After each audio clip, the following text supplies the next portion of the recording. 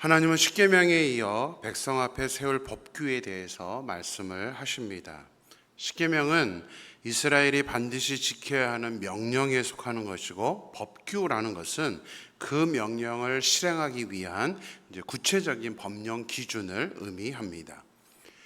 십계명의 두 번째 돌편에 기록된 대인 관계에 대해 하나님의 원칙이 무엇이었죠?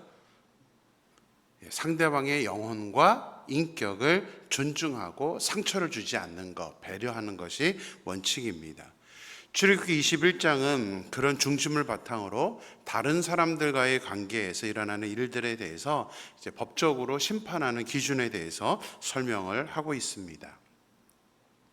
처음으로 언급한 법규는 이제 종에 관련된 그런 규정입니다.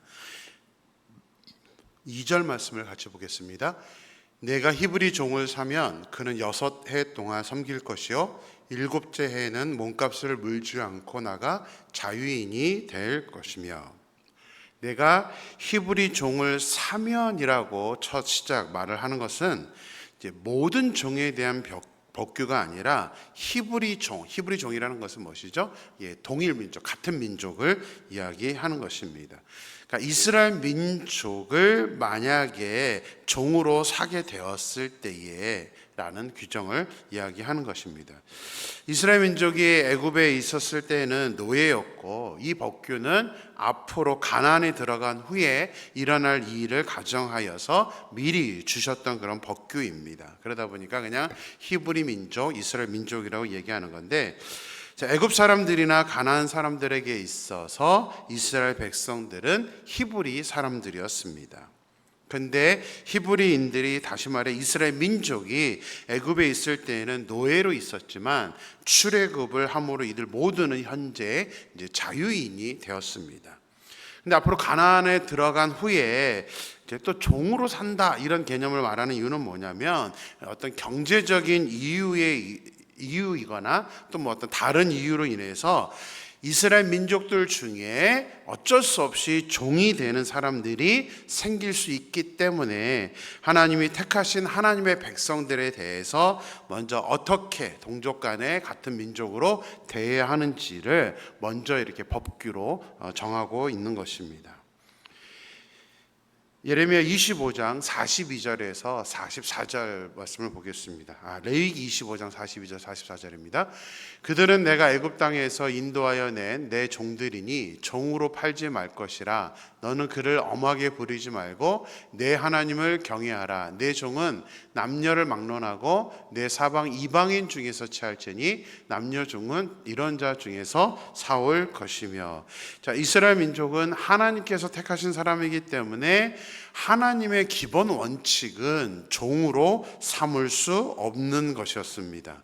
오직 이방인만 종으로 삼을 수 있었는데, 어떤 이유에서든 이제 종이 되는 경우에는 기본적으로 엄하게 부리지 말고 그것을 하나님을 경외하는 것으로 지금 현재 연결을 하고 있는 것입니다. 출애굽기 21장에서는 동족이 종이 되면 6년 동안은 종으로 일하고 7년째에는 반드시 자유인으로 놓아주라고 규정을 하고 있습니다. 레위기 25장에서는 이제 희년 50년째 되는 해에는 이제 자유를 주라는 규정이 있습니다. 이스라엘 민족은 하나님의 자녀이기 때문에 일시적으로는 종이 될 수는 있지만 영원히는 종으로 삼을 수 없는 게 하나님의 자녀들에 대한 원칙이었습니다. 특히 레위기 25장 42절 말씀을 읽다 보면 큰 은혜를 이렇게 느끼게 됩니다.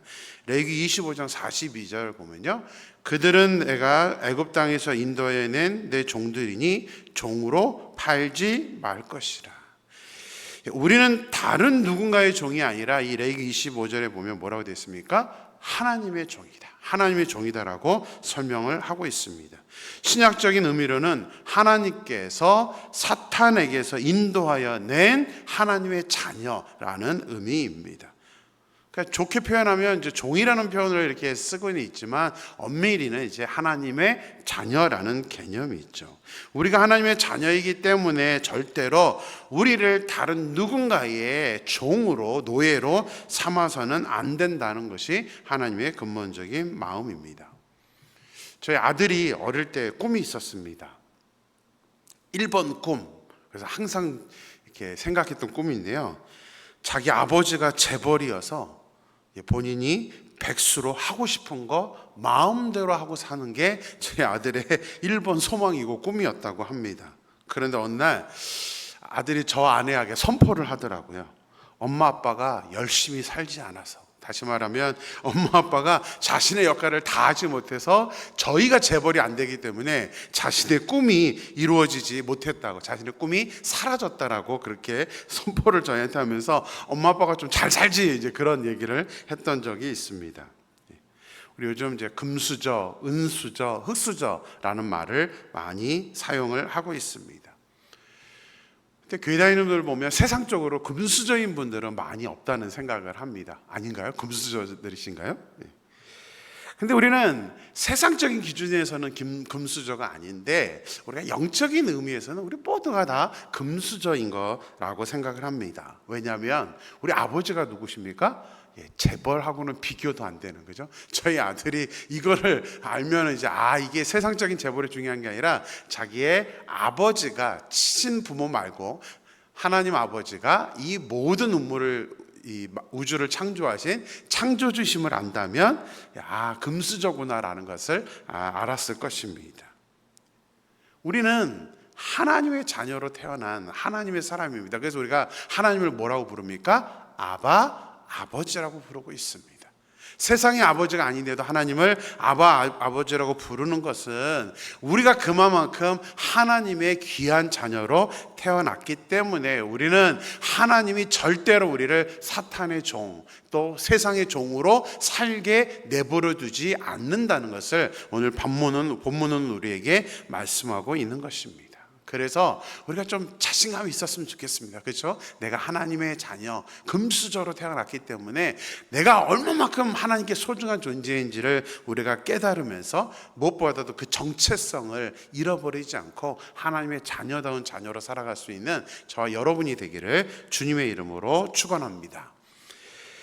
자, 어떤 이유로든 이스라엘 민족이 다른 사람의 종이 되었을 경우에는 6년 동안만 일을 하고 7년째 되는 해에는 몸값은 물지 않고 자유인이 될 수 있습니다. 다시 말하면 빚을 지거나 이렇게 돼서 종이 되었을지라도 자유롭게 풀어줘야 된다고 성경은 말씀하고 있습니다. 오늘 본문 3절부터는 이제 세부적인 상황이 기록되어 있습니다.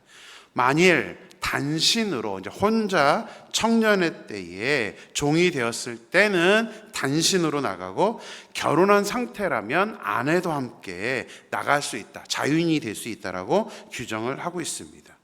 그런데 단신으로 종이 되었지만 만약 주인이 아내를 주어서 자녀를 낳았을 경우, 그러니까 종인 상태에서 결혼해서 자녀를 낳았을 경우에는 아내와 자녀들은 주인에게 속하게 되고, 자유인이 되려면 혼자만 나가라고 규정을 하고 있습니다.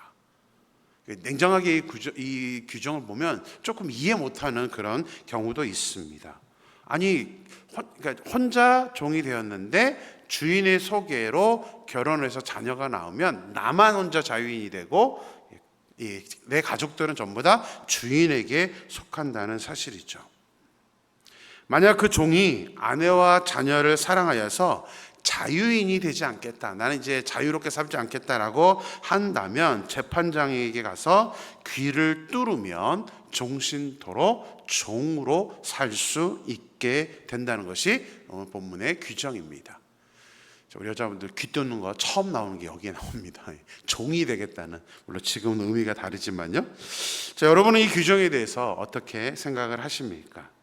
주인이 같은 민족을 계속 종으로 부리기 위해서 얼마든지 악용할 수 있는 법입니다. 그러니까 내가 홀로 온 남자에게 주인이 결혼할 수 있도록 사람을 소개하게 되면 다 잡을 수 있는 그런 악법이 되기도 하는 것이죠. 물론 그렇게 이용하는 사람도 없지는 않았을 것이지만 하나님께서 십계명 그리고 이제 이런 규정들, 법규에 대해서 설명을 하는 그 이유, 근본적인 이유를 우리가 알면 하나님의 자녀들이 이 법을 가지고 악용하지는 않을 거라는 것은 우리는 이해할 수 있을 것입니다. 십계명의 기본적인 원리는 다른 사람을 배려하는 사랑의 마음입니다. 내가 나와 함께 일하는 저 사람이 우리 민족이지만 내 종이 되었다 하더라도 6년 후에는 풀어줘야 되는데 그 6년 안에 가족을 이루게 한 것은 그 사람을 사랑하는 마음 때문이지 저 사람을 내가 평생토록 종으로 삼으려고 하는 것은 아니기 때문에 이런 규정 자체가 이런 허점을 만드는 그런 규정이 아니라 아예 그렇게 하지 않을 것을 전제로 한 규정이라는 사실입니다. 그래서 하나님의 이 율법의 기본적인 마음은 예수님이 말씀하셨던 것처럼 사람에 대한 긍휼입니다. 저 사람에 대한 배려의 마음이 있어서 이렇게 규정이 정해졌다는 것을 우리는 생각을 해야 됩니다. 하나님께서 이런 규정을 지금 어떻게 보면 악법처럼 이용할 수도 있을 거다라고 추측되는 이 규정을 정하신 근본적인 마음은 뭐냐면 이 사람을 종으로 평생 데리고 있겠다는 마음이 우선이 아니라 이 사람이 자유인이 되었다 하더라도 그 가족을 데리고 살아갈 방법이 없는 경우를 위한 규정입니다. 그러니까 자유를 줬는데 가족들 데리고 생계를 이어나갈 수 없다면 차라리 나와 함께 그냥 우리 집에서 사는 게 더 낫지 않겠는가 하는 그런 마음으로 이런 법을 제정하셨다는 것이죠.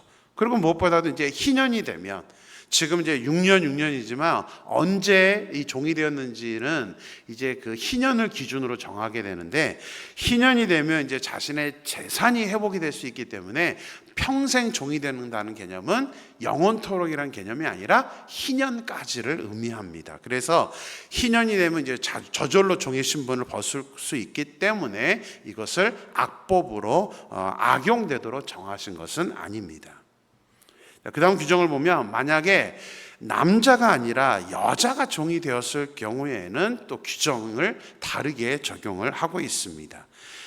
여종도 이제 남종처럼 6년을 종으로 살 수는 있는데 자유인이 될 수는 없습니다. 왜냐하면 남자가 여종으로 가는 경우와 여자가 종으로 가는 경우는 상황이 다르기 때문입니다. 딸을 여종으로 판 경우에는 대부분 그의 부모님들이 주인의 아들과 결혼시키기 위한 경우가 많기 때문입니다. 그런데 만약 주인이 마음이 바뀌어서 여종과 결혼을 하지 않을 때는 여자를 속인 것이 되기 때문에 그만큼 거기에 합당한 책임을 져야 하는 것이 규정으로 되어 있어서 아주 이렇게 법들을 잘 이렇게 정해 놓은 것을 보게 됩니다. 특히 그 여종을 외국인에게 팔지 못하게 하였고 주인이 아니라 아들과 결혼을 시키기로 했다면 이제 종으로가 아니라 딸처럼 대우해야 한다라고 이런 규정까지 구체적으로 규정이 되어 있습니다. 그리고 만약 주인이 이 여종이 아니라 다른 여자와 결혼을 하게 된다면 여종으로 온 사람에게 음식과 의복과 동침하는 것은 끊지 말아야 한다라고 규정하고 있습니다. 중요한 것은 이 법규들을 지키지 못한다면 어떤 사올 때 돈으로 사왔다 할지라도 어떤 몸값도 내지 않고 자유인으로, 그러니까 그 사람한테 돈을 청구할 수 없고 자유인으로 풀어줘야 한다. 그러니까 규정 자체는 그 사람을 배려하는 규정으로 말씀을 하고 있다는 것입니다. 이 종에 대한 규정은 철저하게 하나님께서 주인의 입장, 주인에게 유리하도록 규정을 정한 것이 아니라 전적으로 가난한, 그래서 종이 될 수밖에 없는 종의 입장에서 이 규정을 정하여서 그들을 존중하고 그들을 사랑하라고 이 규정을 정한 것을 보게 됩니다. 하나님은 항상 강자가 아니라 약자의 편입니다. 강한 사람은 이미 돈도 있고 자기가 누리는 게 있기 때문에 하나님은 항상 약한 사람, 힘든 사람을 더 중요하게 생각하시는 그런 사랑의 하나님이라는 사실입니다. 그래서 율법은 때로는 너무나 가혹하거나 너무나 법법법해서 딱 규정을 정하는 것처럼 우리가 느껴질지는 모르지만 하나님이 제정하신 율법의 기본 정신은 사랑이라는 것을 우리는 잊지 않아야 됩니다. 이것을 사람들이 악용해서 문제지 율법의 기본 정신은 사랑이라는 것을, 그래서 우리 기독교를 사랑의 종교라고 하는 이유가 거기에 있습니다. 그런 하나님을 믿는 우리이기 때문에 우리도 절대로 강자의 위치에서 우리가 서 있으면 안 됩니다.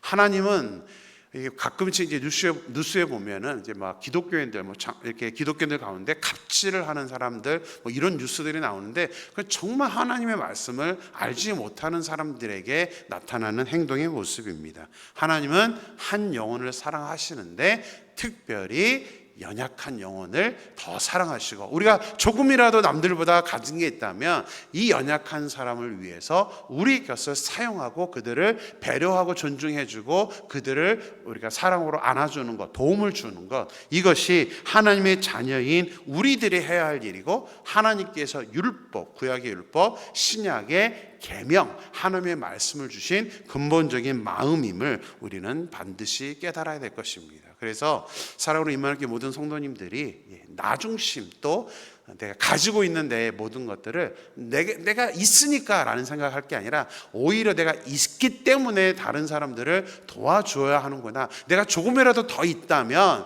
연약한 사람을 도와줘야 된다라는 그런 마음으로 우리 이 율법의 근본 정신, 하나님의 말씀의 기본 정신을 우리가 깨닫고 다른 사람을 능히 도와줄 수 있는 사랑의 사람이 되기를 주님의 이름으로 축원합니다. 기도하겠습니다. 하나님 감사합니다. 오늘도 새로운 하루를 허락하시고 말씀으로 함께 하심에 감사합니다. 십계명에 이어서 하나님은 이제 법규들, 규정들에 대해서 말씀을 하고 있습니다. 그런데 이 모든 규정들, 첫 번째 규정은 이제 종에 관련된 규정인데, 모든 종이 아니라 이스라엘 민족 가운데 어쩔 수 없이 경제적으로 힘들거나 이래서 종이 되는 사람들에 대해서 어떻게 우리가 대우해야 되는지 하는 그런 구체적인 규정에 대해서 말씀하고 있는 것을 보게 됩니다. 하나님, 법이라고 해서 우리가 딱딱하고 어려울 것 같지만 하나님이 율법을 만들면서 하는 그 기본적인 마음은 결국에는 사람 중심이고 사랑의 마음이라는 것을 깨닫게 됩니다. 하나님, 근본적으로 하나님은 이스라엘 백성, 하나님의 자녀인 경우에는 종으로 삼을 수 없다라고 말씀을 하고 있습니다. 그러나 어쩔 수 없는 경우에, 경제적으로 너무나 어려운 경우에는 그들을 하나님께서 인격적으로 대해주고 그들을 사랑으로 대해주라고 여러 가지 구체적인 규정을 정하고 있는 것을 보게 됩니다. 하나님, 우리가 살아가면서 하나님의 자녀라고 한다면 우리의 근본적인 마음은 하나님의 마음처럼, 우리가 하나님의 마음을 바로 알아서 하나님, 우리 주변의 형제자매들을 우리가 사랑하고 그들을 위하여서 내가 가진 것 조금이라도 나누어 주며 도와줄 수 있는 그런 율법의 기본 정신, 하나님의 말씀의 기본 정신을 아는 진정한 하나님의 자녀가 될 수 있도록 인도하여 주시옵소서. 하나님께서 온전히 함께 하실 줄 믿고 예수님의 이름으로 기도드렸습니다. 아멘.